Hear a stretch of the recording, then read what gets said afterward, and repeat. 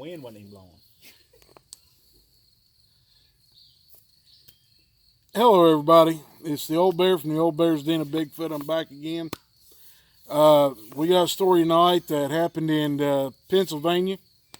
Gentleman saw a couple of different cryptids.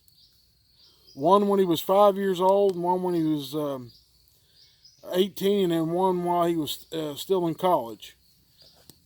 This happened a few years ago, quite a few years ago actually, so he's almost my age, and so we're going to tell his story tonight. And as you can see, we got a little bit of a fire going, and as you can see, they're roasting marshmallows for all things. Out here in the middle of nowhere, and they're roasting marshmallows. I think they're trying to get Bigfoot up here just by the marshmallows. Anyway, he was, we'll get his story told here, and he was 5 years old, riding in a car with his dad, and they were going over to his dad's, over to some property that they bought, place they were going to be moving to, and it was dark. It was late at night, and he was in the car with his dad, and he was sitting there in the passenger seat. Back then, we all had big cars. Ain't none of these little cars that are 2 inches tall or 3 inches wide. It was big enough you could put 3 full-grown men across the seat, and 3 full-grown men across the back seat, and still have all kinds of room between you. Wouldn't be touching. Anyway, his dad saw something off the right-hand side of the road. They weren't too far from where they were going. And what happened was, Daddy said something to him and said, "Hey, son, do you see that?" And the boy looked up, and he said, "Yeah, Dad, what is that?" Now, what they were looking at was standing on 2 legs. Its legs looked like, the legs that it was standing on looked like a dog's leg. Big old black collared, hairy looking thing, long snout, 8-9 foot tall, 10 foot tall, something like that. Big old ugly looking 2-leg werewolf. That's what I say it was. And this thing dropped down to all fours, took off running. Well, his dad sped up because he was going to hit this thing. It went across the road at the speed his dad was going. He should have hit it. Well, this thing must have kicked it in high gear, and it got across the road right before they got there. And they saw it in the headlights. That it never turned and looked at him. It just had its head straight ahead, going as hard as it could go, get across that road. Well, that was his first encounter. Now, that's a werewolf. Second encounter, him and his dad was going deer hunting one morning up on his aunt's property, and they had to walk from the road up to where the game lands because the land butted right up against the state game lands. And they went in there to go deer hunting. It's the first day of gun season in Pennsylvania. And as they were walking up the hill, it was pretty early in the morning, around 4:30, 5 o'clock. They wanted to get up there and get settled in before daylight. And they had quite a bit of ways to go to get there. And it was all straight up the hill. As they was walking up through there, the gentleman that was on Discord last night said that he noticed something was coming up behind him on 2 feet. And he said something to his dad, told his dad to stop. And when he stopped, this thing took a couple more steps and stopped. Well, he walked again. They took off walking again, took about 15, 20 steps and stopped again suddenly. And this thing kept, 2 or 3 steps still right behind them, not too far. So they kind of got a little bit scared, thinking, it might be a person coming up behind them, or it could be one of the big bears that are in Pennsylvania. So what they did was they decided they were going to run about 20 feet and stop suddenly up next to a big tree. That's what they did. Well, this thing kept coming. It didn't stop this time. It just kept coming. Sounded like something walking on 2 feet. His dad argued with him, no, that sounds like that's 4 feet, and his dad had bad hearing. But his dad could hear it. It was close enough to where he could hear it walking, and it kept breaking sticks and stuff in the leaves, sounded like real heavy footfalls. So the son pulled his .44 Magnum out they had on his hip, told his dad he was going to take a shot and try to scare this thing off.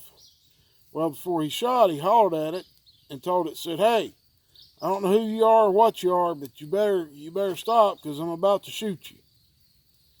Well, as soon as he said shoot it, this thing stopped, and he kind of went to the right of where he thought the thing was at and pulled the trigger on that .44 Magnum. This thing took off running on 2 feet. Not 4 feet, 2 feet. Anyway, him and his dad went on up on the hill, got up there next to the game land, sitting there, and later on that morning, they saw the bear that his dad was talking about. And it was coming from the game lands down onto their property. Now, the thing that they heard that morning going in there in the dark ran back to the road. And they said they got up there and they could see the whole bit of property that his aunt owned.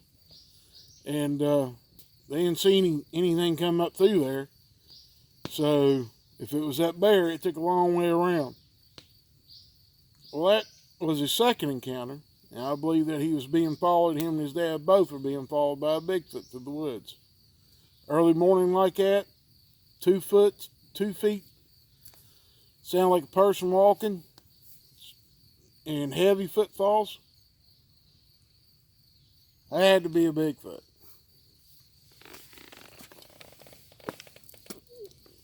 They're over here trying to shove marshmallows in my mouth, people.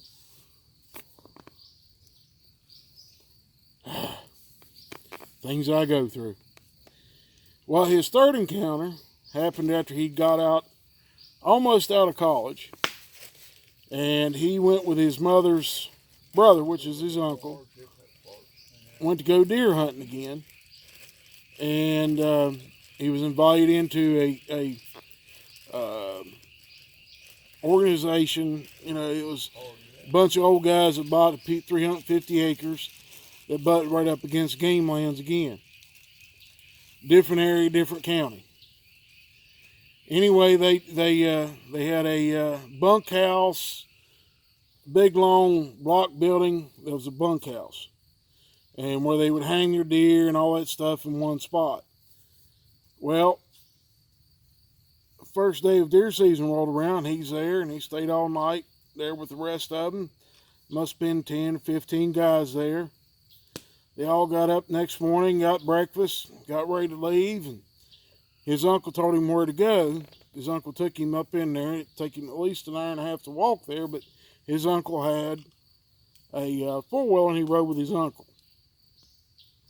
He got up there and found the tree stand that his uncle wanted him to get into, and this thing's 35 foot in the air, and the wind started blowing right before daylight.